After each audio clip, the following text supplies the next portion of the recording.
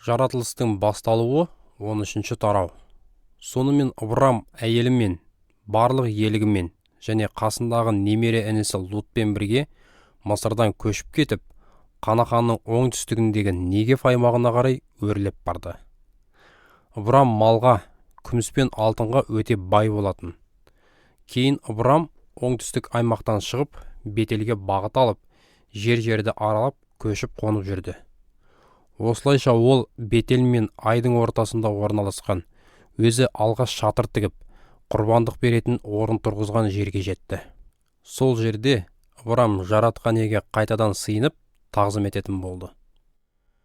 Ыбыраммен бірге көшіп қонып жүрген Луттың да ірілі-ұсақты малдары және шатырлары болды. Екеуінің мал-мүліктері көбейіп кеткендіктен, бір орынға қоныстануларына жер аздық жасап, олар енді бір жерде бірге тұра алмады. Сол себепті Ыбырам мен Луттың малшыларының арасында дау-жанжал туа бастады. Бұның үстіне сол кезде Қанахандық және Перездік тайпалар да осы елді мекендейтін. Сонда Ыбырам Лутқа: екеуі ара, сондай-ақ малшыларымыздың арасында да дау-жанжал туғызбай-ақ қояйық. Ағайынды адамдарымыз ғой. Бір-бірімізден бөлінейік. Қалаған жеріңді таңдап ал. Сен сол жақты таңдасаң, мен оң жаққа. Сен оң жақты қаласаң, мен сол жаққа кетейін деп ұсыныс жасады. Лут айналасына көз тастап, бүкіл Йордан өзені аңғарының Сиғорға дейін сулы жер екенін көрді.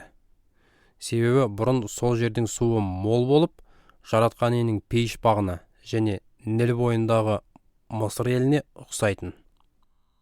Бұл жаратқан Ие Содом мен Ғамора қалаларын құртпай тұрғандағы кез еді. Сонымен Лут өзіне шығыста орналасқан бүкіл Йордан алқабын таңдап алып, үй іші, отар табындарымен сол жаққа қарай көшті. Осылайша екі туысқан бір-бірінен бөлініп кетті. Ыбырам Қанахан жерінде қала берді. Ал Лут Йордан алқабындағы қалалар арасында Содомға жақын жерде шатыр тігіп қоныстанды.